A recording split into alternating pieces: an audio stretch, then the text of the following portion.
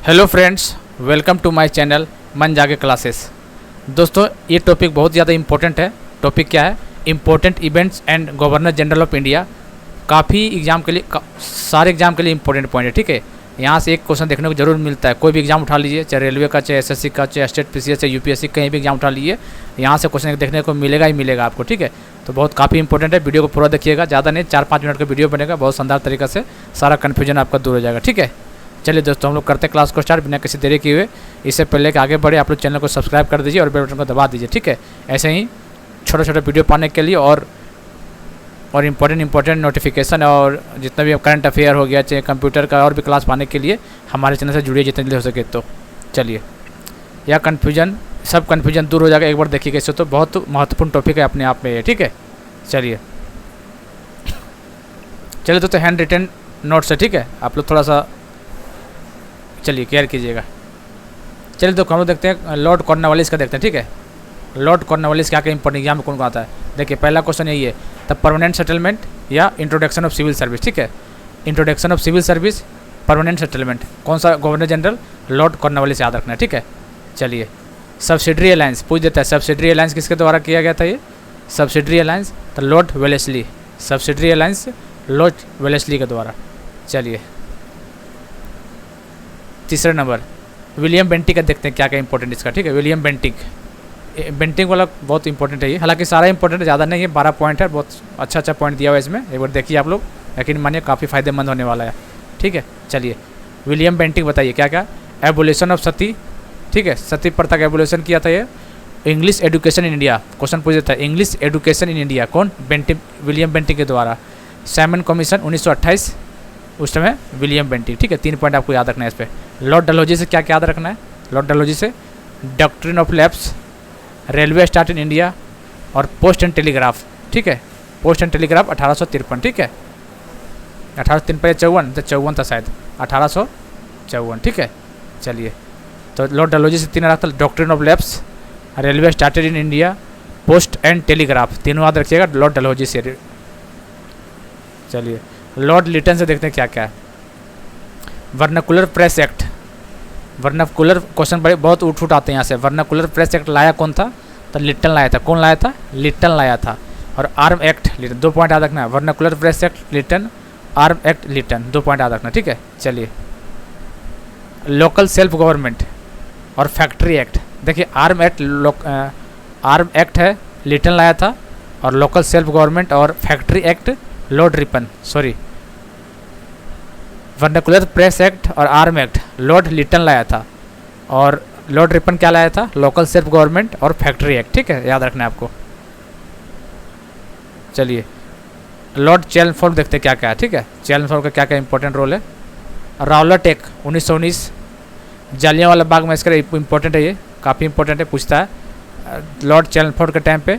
और डायरेक्टी इन प्रोविडेंस। ठीक है, 3 पॉइंट आपको याद रखना, डायरेक्टी, जालियांवाला बाग और रावलट एक्ट लॉर्ड चैलमफोर्ड के द्वारा। ठीक है, चलिए, लॉर्ड कैनिंग इंपॉर्टेंट है ये। सिपाही म्यूटिनी 1857 रिवोल्ट, लॉर्ड कैनिंग के टाइम। और repeal of vernacular press act. देखिए, वर्नाकुलर प्रेस एक्ट लाया कौन था? लिटन लाया था। ठीक है, कन्फ्यूज मत होइएगा। और रिपील कौन किया था, मतलब रोक कौन लगाया था?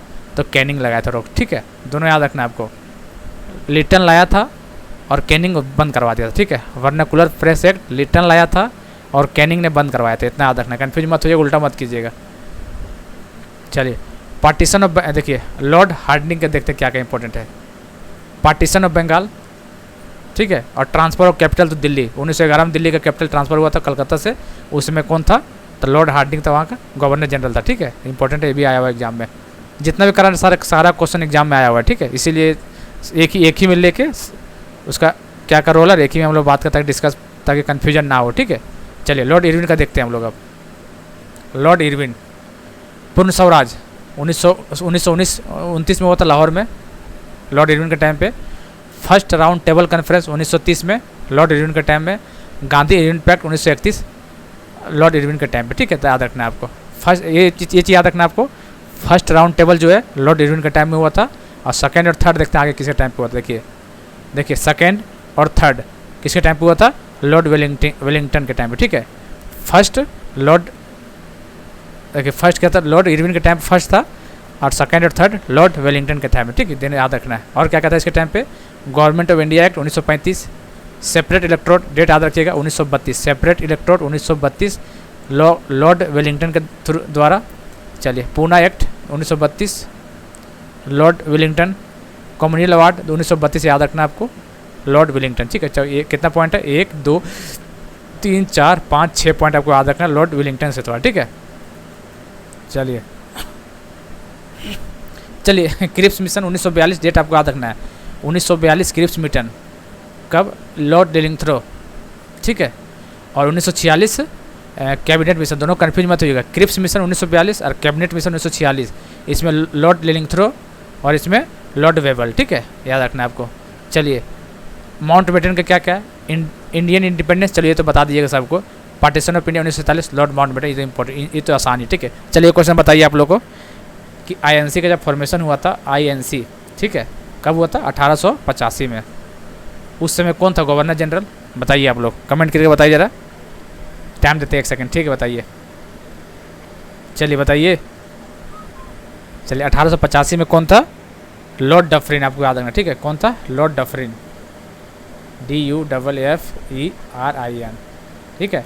1885 आईएनसी का फॉर्मेशन के समय में लॉर्ड डफरिन गवर्नर जनरल था। चलिए एक चीज़ यहाँ से और क्वेश्चन बनता है, क्या बनता है कि लॉर्ड डफरिन आईएनसी को क्या बोला था, उस आईएनसी को बोला था माइक्रोस्कोपिक माइनॉरिटी, ठीक है, माइक्रोस्कोपिक माइनॉरिटी कौन बोला था, लॉर्ड डफरिन ने आईएनसी को बोला था, लॉर्ड डफरिन, ये क्वेश्चन आ चुका है, ठीक है, लॉर्ड डफरिन ने आईएनसी को माइक्रोस्कोपिक माइनॉरिटी के रूप में कहा गया था, ठीक है, तो इंपॉर्टेंट है, देखिएगा जरूर। अच्छा दोस्तों, एक छोटा सा पॉइंट यहाँ लिख के लाएं आप लोग के लिए, इंपॉर्टेंट है एग्जाम पॉइंट ऑफ व्यू से, देखिए क्या पूछता है, फर्स्ट एंग्लो मराठा वार, ठीक है, ये पूछता किससे, देखिए पहला दूसरा तीसरा कुछ नहीं, आपको याद रखना है, स्टार्ट हुआ था ट्रीटी ऑफ सूरत से और एंड खत्म हुआ था ट्रीटी ऑफ सलवाई। तो क्वेश्चन पता कैसे पूछता है कि ट्रीटी ऑफ सलवाई किससे रिलेटेड है, ट्रीटी ऑफ सलवाई किससे रिलेटेड है, तो आपको याद रखना एंग्लो और मराठा वार से रिलेटेड, 4 ऑप्शन दे देगा, Anglo Maratha, Anglo Mysore, third Anglo, इसे ऑप्शन दे देगा, ठीक है। तो आपको याद रखना treaty of Salbai, first Anglo Maratha war, ठीक है, first Anglo Maratha war, treaty of Salbai. चलिए ये चीज़ बस इसके लिए ये चीज़ करवाएं, ठीक है, treaty of Salbai, first Anglo Maratha war.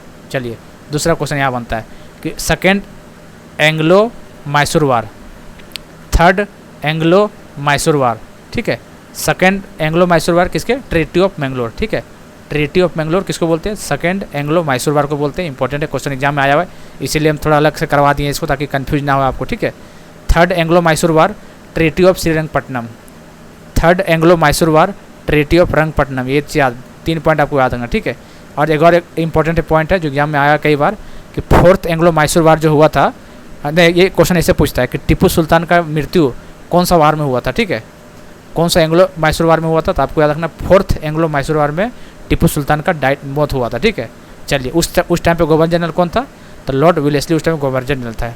चलिए कितना पॉइंट आपको याद रखना है, 1 पॉइंट ये ला, दूसरा पॉइंट, तीसरा पॉइंट सुल्तान डाइट, चौथा पॉइंट, और ये लॉर्ड विलेस्ली 5, यहाँ से 5 पॉइंट याद रखिएगा, क्वेश्चन बनेगा तो इधर से बनेगा, ठीक है, बनना तो ऐसे बाहर नहीं बनेगा क्वेश्चन, ठीक है, क्या कि क्वेश्चन जो आया वही लिखे इस पर आप लोग को।